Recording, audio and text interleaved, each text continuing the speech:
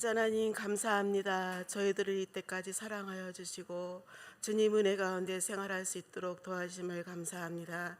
이렇게 성전이 방향이 바뀌고 주님께 또 영광을 돌립니다.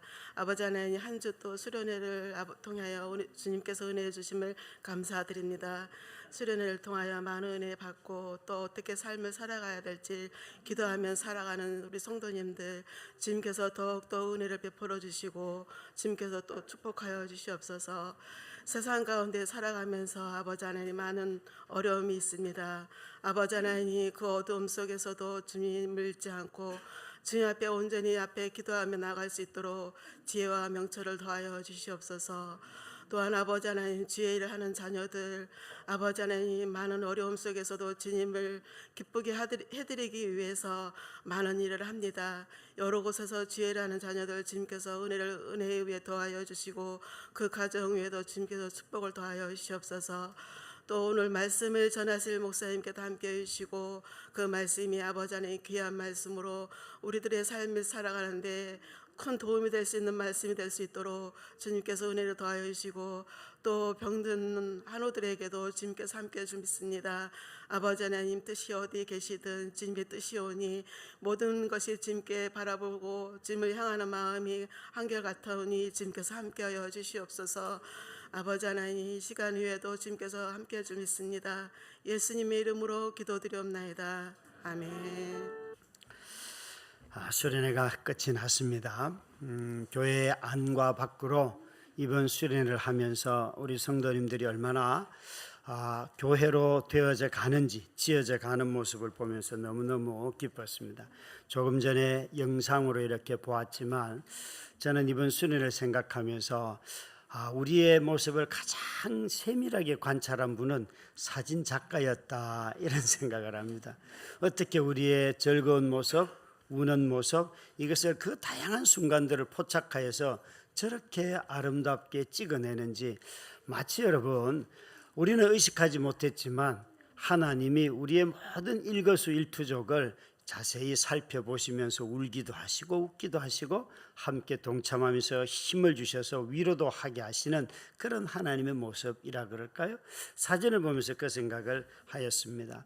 이렇게 누군가가 자세히 관찰하여서 우리의 모습을 잘 드러나게 해줘도 우리가 참 즐겁고 기쁜데요. 사실 우리는 자신의 모습을 잘 보지 못하고 살아갈 때가 많습니다. 그러나 누군가가 나를 지켜봐주고 또 나의 그 모습들을 당신이 이런 모습이었어라고 가르쳐주면 내가 그랬지라고 알게 되는 경우들도 정말 많이 있습니다. 그런 점에서 수련회로부터 받은 제게 있어서 큰 은혜들을 몇 가지 나누고자 합니다. 3일 내내 비가 왔습니다. 여러분 마음이 어떠셨어요? 한 집사님이 지나가는 말로 이러시더라고요. 목사님 3일 동안 은혜의 단비를 하나님이 주시네요. 그리고 오는 날은 햇빛이 쨍 내렸어요.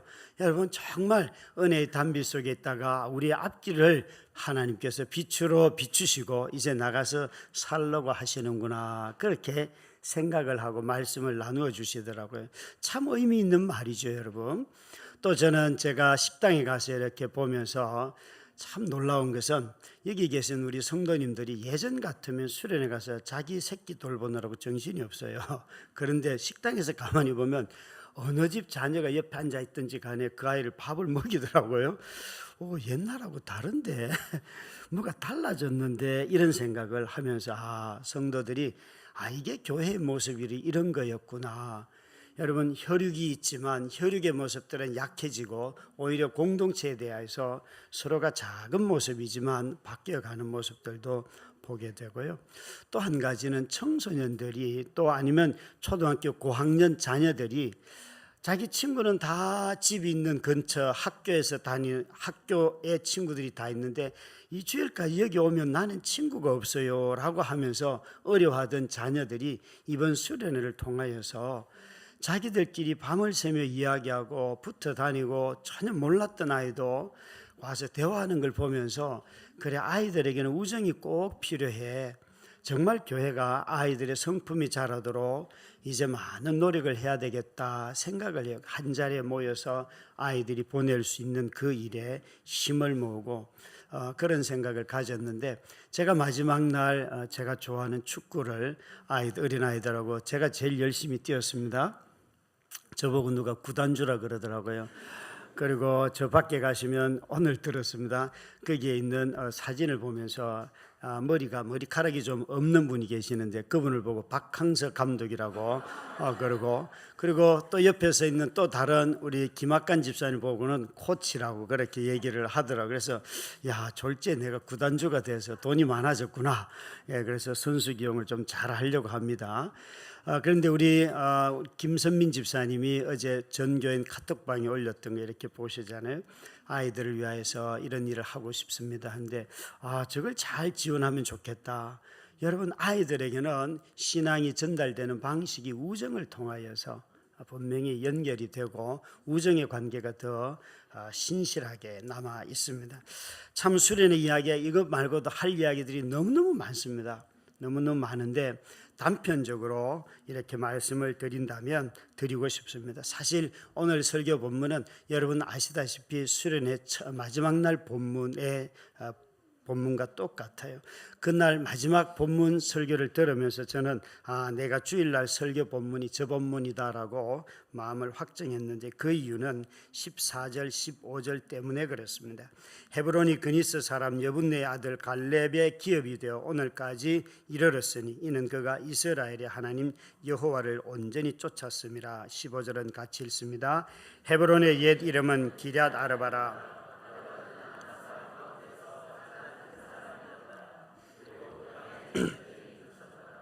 그날 말씀을 들으면서 참 우리 이번 오셨던 오준규 목사님이 당신의 바나바는 누구입니까? 라는 첫날 주제 설교를 하셨잖아요. 그런데 수련회 때 제가 들었던 최고의 바나바는 누구인가 하면 주저없이 내 마누라입니다. 이러는 분이 딱 한 분 계시더라고요. 다른 분들은 다 딴 얘기 하는데 그분만 내 아내가 저의 바나바입니다 이러는데 다른 분들은 누구를 말하나 제가 유심히 봐도 별로 없더라고요. 별로 없어요.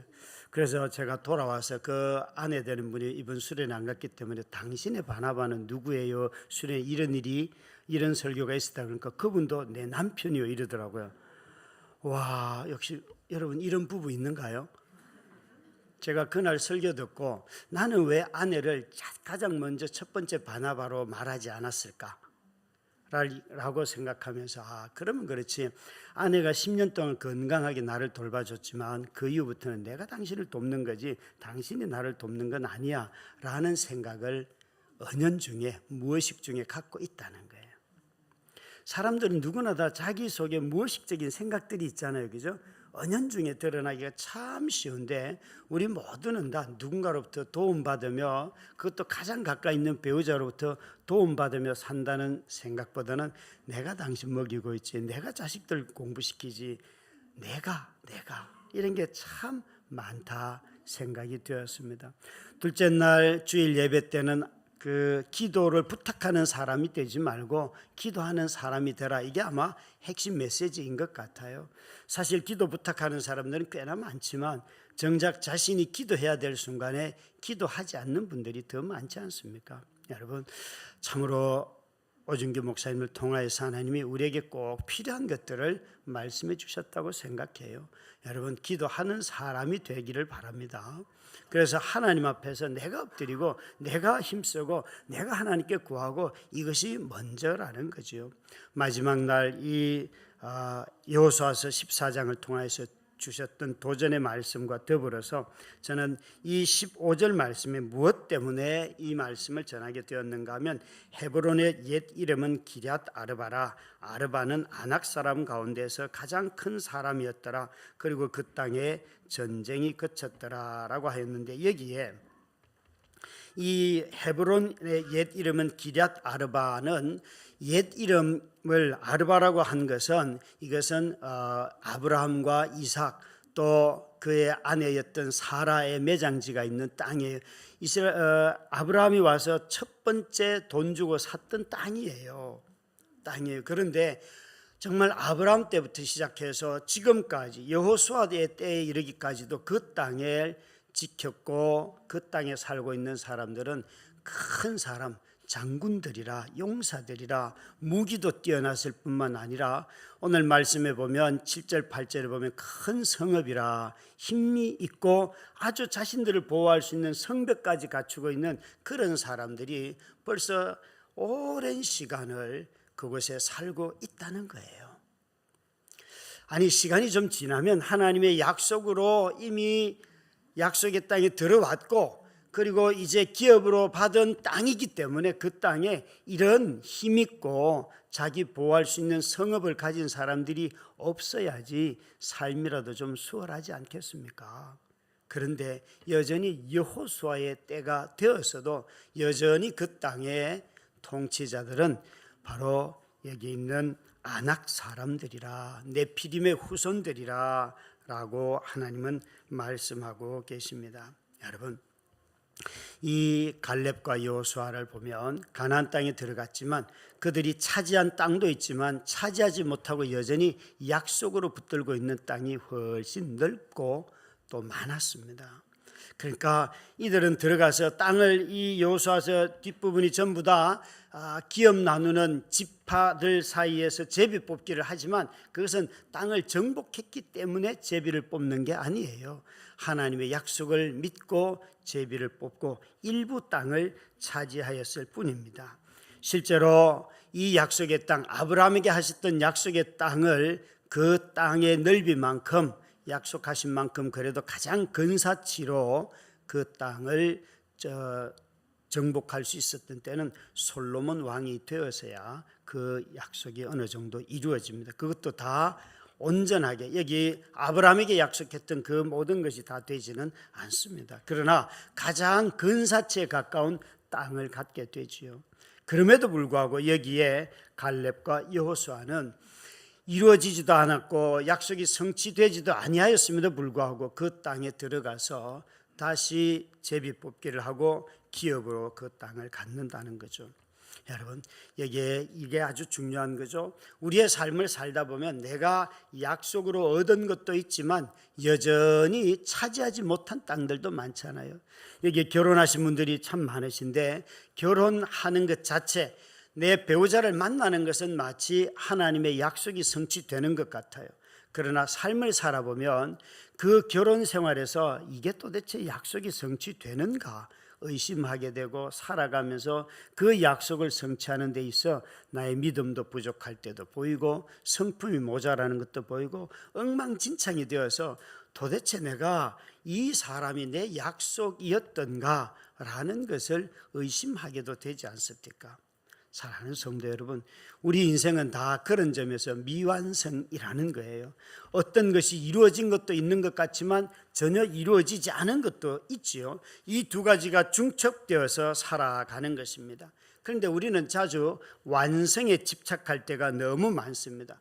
그 약속을 믿고 살아가야 할 과정보다는 오히려 내가 생각하는 이상이 이루어지지 않은 것 때문에 오히려 믿음을 버리고 살아가는 경우가 있지요. 여기에 갈렙은 그런 사람이 아닙니다. 이 두 가지의 사실, 내가 들어가서 얻은 땅, 민족이 얻은 약속의 땅도 일부 있지만 여전히 이루어지지 않은 땅도 있는데, 그 사이에서 이루어진 것과 이루어지지 않은 이 사이를 나는 믿음으로 취하며 살아간다는 것이죠.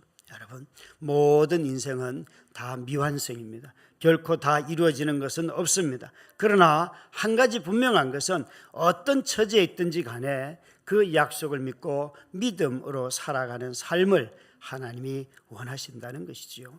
갈렙은 그 점에서 자신의 환경이 이전에도 여전히 네피림이었고 지금도 여전히 용사였고 지금도 여전히 큰 성읍과 견고한 도시를 건설하고 있는 이런 부족을 보면서 두려워하지 아니하고 하나님이 나에게 주신 약속의 땅입니다 라고 고백하며 나아갔습니다. 이 본문을 여러분 가만히 읽다 보면 갈렙은 자신과 여기에 살고 있는 이 아낙 사람을 비교하고 있습니다. 아낙 사람들을 보면서 갈렙은 그들은 가장 큰 사람이라 이렇게 말했습니다. 그들은 가장 큰 사람이라. 아낙 사람 가운데서도, 아낙 사람 중에서도 가장 큰 사람들이 바로 이 기럇 아르바에 사는 사람들인데, 자기 자신은 그렇게 소개하지 않지요. 여러분, 여기에 안악 사람들은 너무나도 견고한 성읍이라고 계속해서 12절 말씀에 하고 있습니다.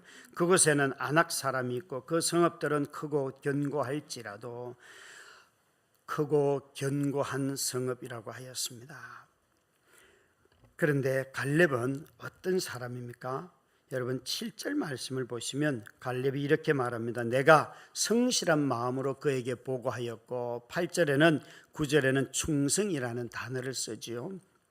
이 성실한 마음에 히브리어 성경을 보면 그냥 마음으로 보고하였고 이게 끝인데 우리 성경은 번역을 할 때 성실함으로라고 하는 단어를 넣었어요. 그렇게 한 이유가 있습니다. 마음이라는 단어는 여러 뉘앙스로 문장을 따라서 번역할 수가 있습니다. 그래서 이 본문에서는 성실한 마음으로라고 하는 것은 자기 마음에 있는 거예요. 하나님의 약속을 믿고 갔어요. 그리고 상황을 다 파악했어요. 거기에 그 상황을 파악한 사실에다가 무엇을 가지고 보고했는가 하면 자신의 마음의 내적인 확신이에요. 하나님이 이 땅을 우리에게 주셨구나 하는 마음의 확신을 가지고 보고를 했다는 거예요. 그게 바로 성실한 보고예요. 자기 내적인 확신 없이 그럴지도 몰라라고 한 것이 아니라 약속대로 하나님이 하실 거라고 그는 보고했다는 것이에요.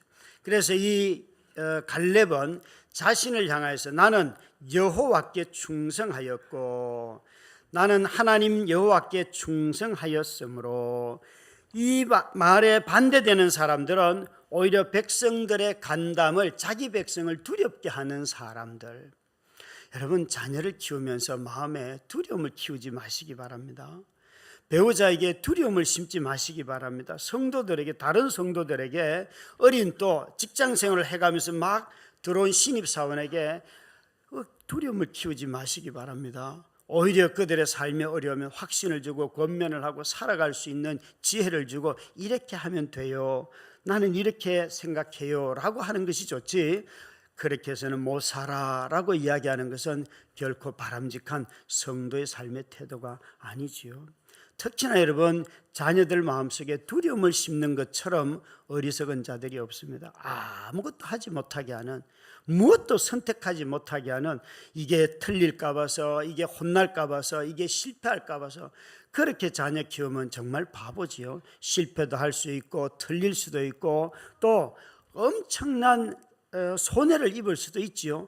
그러나 그 모든 것들로부터 자유케 하면서 스스로 경험해 갈 때 어른이 되어 가서는 그런 실수들을 줄여가게 되고 오히려 호기심으로 일하지 않고 더 잘 자기 인생을 살아가지 않습니까?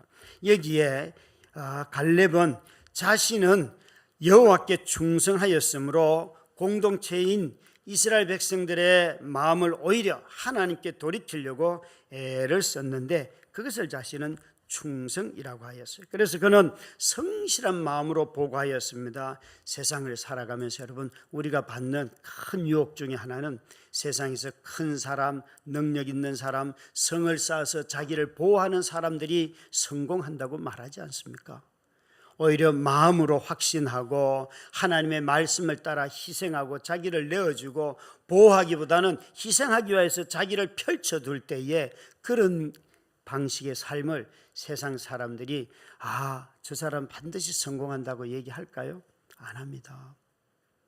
다들 바보라고 말할 것입니다. 그런데 갈렙은 지금 이렇게 말하고 있습니다. 세이노라고 하는 작가가 쓴 세이노의 가르침이라는 책을 읽고 있습니다. 아마 우리 직장에 다니시는 모든 분들은 꼭 좀 읽어보셨으면 좋을 것 같습니다. 너무 좋은 책이고 이 시대를 향해서 꼭 필요한 말씀이 적혀 있어요. 이분이 평생 하지 않던 인터뷰를 하려 나와가지고 이렇게 말씀을 하시더라고요. 자기가 얼굴도 누구에게도 한 번도 보여준 적도 없고 인터뷰를 해도요 입 밑으로만 이렇게 영상을 비춰주면서 그렇게 평생을 사셨고 또 say no라고 하는 것도 작가 이름이 아니에요. 그냥 자기의 필명일 뿐이에요. 자기 이름을 밝히지 않는데 이분의 재산도 1,000억 대가 넘는다고만 알려져 있지 얼마인지 모르는 분이더라고요.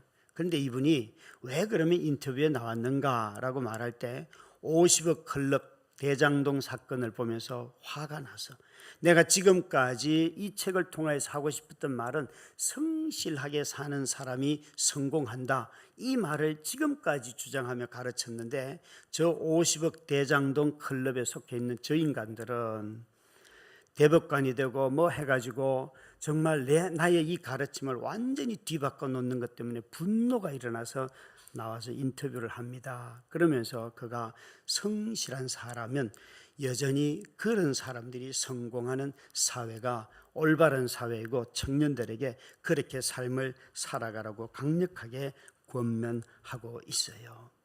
여러분, 세상에 사람도 성실하게 사는 사람이 성공한다고 말하는데 하나님을 믿는 사람들이 마음의 진실함으로 살면 우리도 성공할 수 있습니다. 성공이라는 단어의 뜻을 어떻게 해석하는가에 따라 다르겠지만 적어도 우리들이 말할 수 있는 것은 하나님의 약속이 나의 삶을 통하여 이루어진다는 거예요. 여러분, 이 사실은 변함이 없지요. 이 갈렙은 그런 마음으로 자신의 삶을 살았는데 이 14장에서 갈렙의 저는 가장 갈렙이 어떤 모습일까를 그려지는 한 단어는 10절에 시작하는 이제 보소서라고 하는 단어예요. 이제 보소서. 6절부터 9절까지는 자신들의 과거 이야기를 합니다. 내가 가데스 바네아에서 그곳에서, 그러니까 40년 전에, 적어도 이 이야기를 할 때는 45년 전에 그곳에서, 그러나 지금 이 이야기를 하고 있는 것은 길갈이라고 하는 가나안 땅에 들어와서 첫 번째 성소였고 그곳에 성막이 있었습니다. 가데스 바네아라고 하는 정탐꾼을 보내던 그때의 자기 백성들의 모습과 그때 자신의 모습과 이제 길갈에 와서 기업을 나누면서 자신의 행동을 서로 비교하면서 말하고 있습니다. 10절을 한번 같이 읽도록 하겠습니다. 같이 읽습니다. 이제 보소서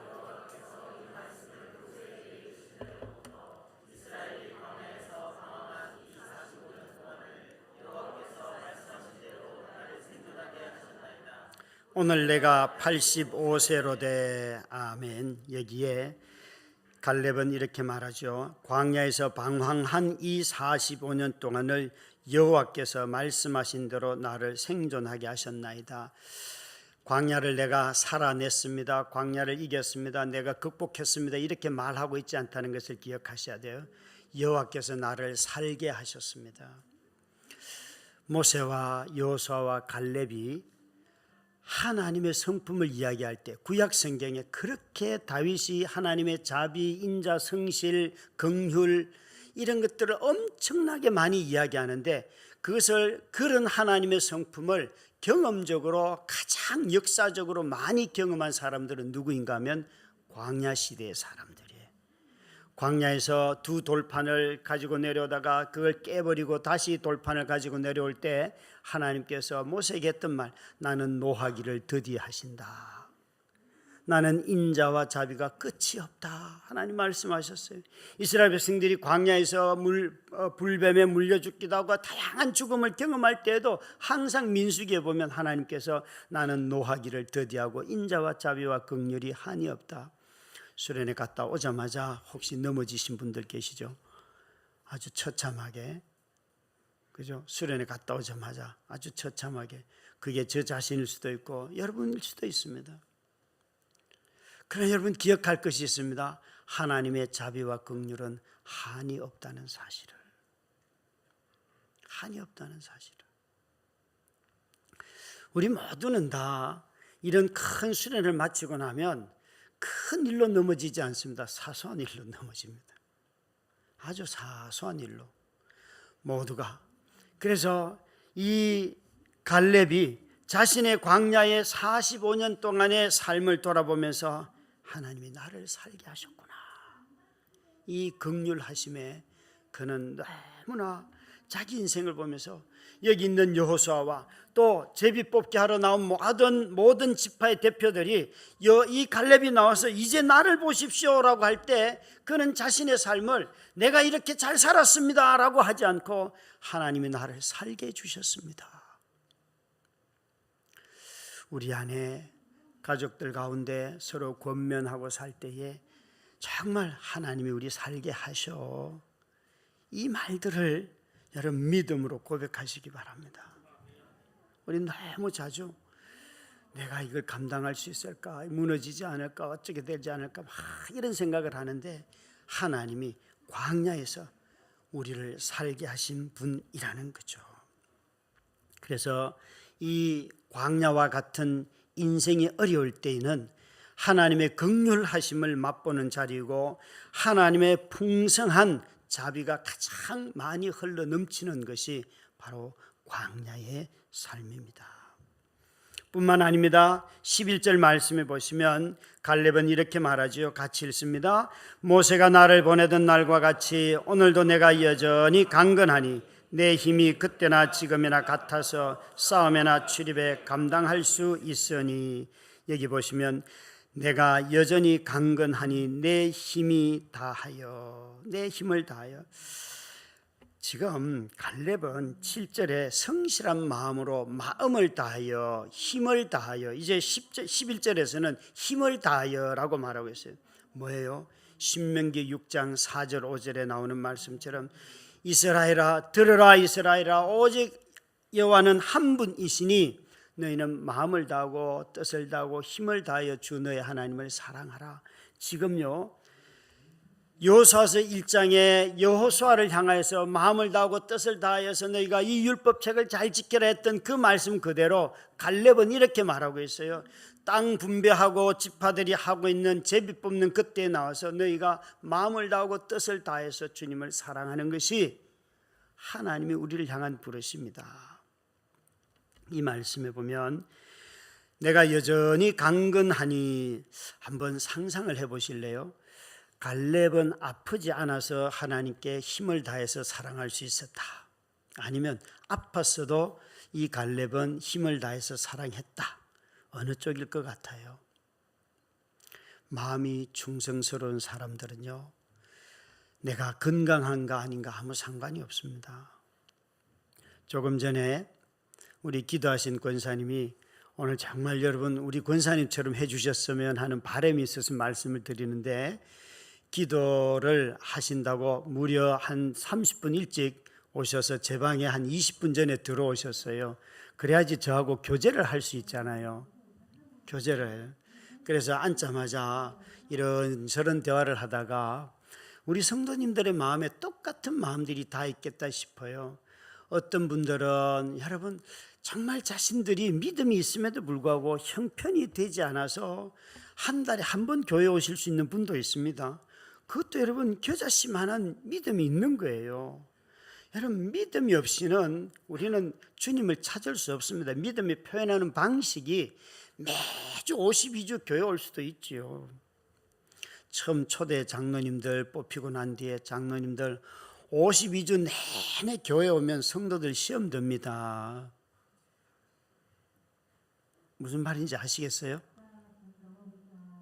예? 이해를 하셔야 돼요. 여러분 성도들 중에는 정말 52주 중에 못 올 분들이 있잖아요. 자기가 가족을 먹여 살려야 되는데 그 얼마나 무거운 짐이에요. 그 사람의 믿음이 52주 중에 20주만 돼도 엄청난 거예요. 믿음이 표현한 방식은 다 다를 수 있어요. 그래서 초대 장로님들에게 장로님들 가끔 여행도 가시고 하셔야지, 나는 맨날 2주일 잘 지킨다 너희들도 지키라 그렇게 하면 골치 아픈 교회 됩니다. 새벽기도 매일 나오는 장로님들이 그 교회 가장 골치 아픈 장로님들이 될 가능성이 매우 높지요. 예. 물론 매일 안 나오는 분들도 안 됩니다. 여러분 가끔은 나오셔야 됩니다. 여러분 우린 너무 이런 데 매여요. 이런 데 매여요. 힘을 다하여 사랑하는 것이, 상상을 해보십시오. 85세 노인인데 지금 갈렙이 이 이야기를 했지만 사사기 1장을 보면요 갈렙은 이렇게 말합니다. 얘들아, 너희 중에 누가 올라가서 저 땅을 차지하면 내가 내 딸을 주마. 자기가 힘이 있으면 자기가 올라갈 일이지. 뭐예요? 마음을 다한다는 게 이런 거란 말이에요. 자기가 올라가지 않더라도 하나님의 약속이 여기 있는데, 나는 내가 지금까지 신실하게 살았지만 내 마음에는 여전히 올라갈 수 있는 믿음도 있고 하지만, 나이가 85세면 여러분 어떤 무기를 들고 가겠어요? 강건하다 하는 말이 반드시 신체적인 것만 의미하는 것은 아니지 않습니까? 주의 은혜 속에서 강하여라. 바울 사도가 언제나 디모데, 몸이 약한 디모데에게 했던 말이 be strong 아닙니까? 강해라, 주의 은혜 가운데서. 여러분, 은혜 속에서 강건해지는 거예요. 이 갈렙은 지금 그 말을 하고 있는 것이에요. 갈렙은 정말 자신의 몸이 약하든지 건강하든지, 나이가 40살 때이든지 85세이든지 간에 내 속에는 언제나 하나님의 약속을 사모하고 그 은혜 속에서 살아가는 담력이 있다는 거죠. 여러분, 이런 은혜가 우리 성도님들 가운데도 충만하기를 주의 이름으로 축원합니다. 뿐만 아니죠. 마지막 12절 말씀 같이 읽겠습니다. 시작. 그날에 여호와께서 말씀하신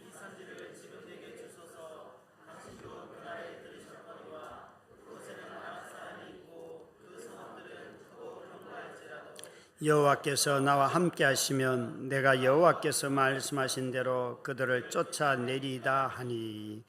여기에 12절에 오늘 개역 개정에서는 빼버렸는데요, 여호와께서 나와 함께 하시면 내가 여호와께서 말씀하신 대로 혹시 그들을 쫓아내리다. 옛날 성경에는 이렇게 혹시가 들어가 있어요. 원래 히브리 말은 혹시가 들어가는 것이 훨씬 의미가 잘 살아납니다. 그러니까 이 12절 말씀을 보시면요, 갈렙이 갑자기 조건문을 가지고 여호와께서 나와 함께 하시면 혹시 내가 그들을 쫓아낼 수 있을 것입니다 라고 말하는데, 조금 전까지 하나님이 자신과 함께 하여서 지금까지 나는 쫓았고 이겼고 살아냈다고 말했는데 갑자기 믿음이 떨어졌습니까? 아닙니다. 여러분, 믿음은 우리를 겸손하게 합니다. 하나님을 이전에 경험하였어도 다시 새로운 일 앞에서는 겸손해집니다. 그래서 이 갈렙이 혹시라는 말을 쓴 이유가 거기에 있습니다. 믿음으로 우리가 어제까지 수련의 큰 은혜를 경험하였습니다. 그런데 그 경험이 우상이 될 때가 많지요. 새로운 일을 맡았을 때 하나님을 의지하기보다는 이렇게 하면 될 것 같고 저렇게 하면 될 것 같고, 그런 모습을 말하는 것이죠. 여기에 믿음이 식어진 것이 아니라 진정으로 믿음을 가진 사람에게서 나오는 겸손함이 바로 믿음의 열매입니다. 자신의 경험을 의지하지 않고 하나님을 매일 의지하는 것, 그런 점에서 저와 여러분은 매일매일 기록된 말씀을 묵상하고 그 말씀을 기억하고 그 말씀대로 살아가려고 애를 쓰는 것입니다. 여러분, 오래전에 깨달았던 것, 그것 가지고 오늘의 일을 감당하지 못합니다. 그래서 매일매일 깨닫게 하시는 성령님의 은혜로 말미암아 그 매일의 일들을 감당하는 것이 성도가 주님과 인격적으로 교제한다는 말이죠. 수련에서 받은 큰 은혜가 여러분 1년을 지켜주지 못합니다. 매일매일 그 인격적이신 하나님의 음성을 들으려고 애를 쓰고 그분의 말씀을 구하는 것이 우리들이 해야 할 태도인 것이죠. 여기 나타나는 이 갈렙의 모습을 보면 여전히 그의 삶의 자리에 변한 게 아무것도 없습니다. 광야를 끝이 나고 광야의 시대가 끝이 나서 하나님이 그에게 가나안 땅에 들어가는 선물을 여호수아와 두 사람에게 주셨어요. 그래서 우리는 갈렙과 여호수아를 좋아해요. 그래서 약속의 땅에 들어갔더니만 그 땅은 헤브론 땅이라 해발 800m에 이르는 높은 고산지대이고 바위의 산이었고요, 예루살렘 성으로부터 한 40km 떨어져 있는 곳이에요. 그런데 그곳에는 지대만 높을 뿐 아니라 그곳에는 이렇게 어마어마한 족속들이 살고 있었고 자기 성을 구축하고 누구도 올라오지 못하도록 난공불락을 만들고 살아가는 그 도시였다는 거예요. 그런데 갈렙은 하나님의 약속이기 때문에 달라고 하였고 올라가서 그 성을 빼앗게 되었습니다. 그래서 15절 말씀해 보니까 그리고 그 땅에 전쟁이 그쳤더라. 여러분, 믿음대로 살면 평화가 임합니다.